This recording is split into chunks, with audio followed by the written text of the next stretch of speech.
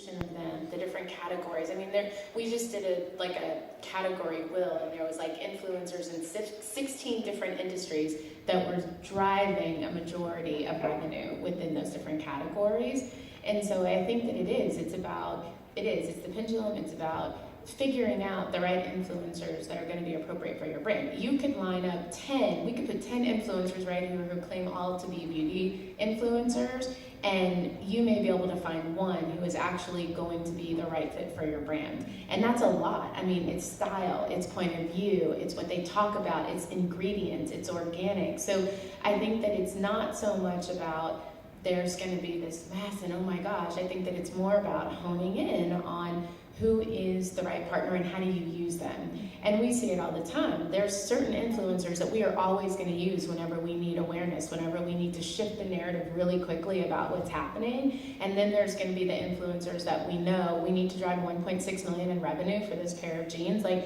here are the people that we're going to, because consistently we know that they can generate and drive. We also know when we start looking at our clients and going into the data, we can see the percentage of revenue that's coming from influencers that they couldn't get alone because the influencers had greater reach within their own platforms than the brand had coming to their e-com sites. So I think that it's just shifting the narrative. If we get out of like, oh, this is an influencer, and we look at part of the marketing funnel and where are we at in that funnel and how do we use influencers to drive that component, then we start to shift and see it differently. Because influencers are a tactic, they're not a strategy. So I think that it's really matching it up that way, and there's always going to be more.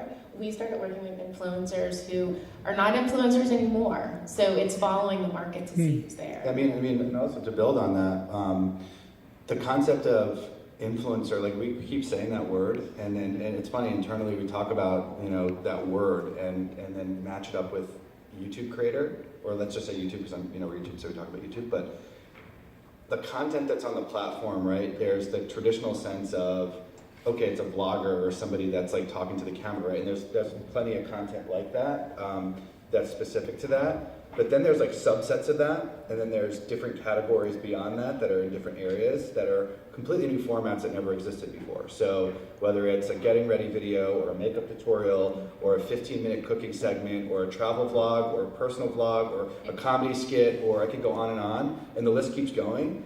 Is it really like the influencer necessarily that we're saying we need the match to be about that? Or is it, how do I weave my brand into the fabric of these emerging formats that are in all different categories in every walks of life, that is original day in and day out, 24/7 hours a day, 7 days a week? These are all original formats that are original production, that are unique.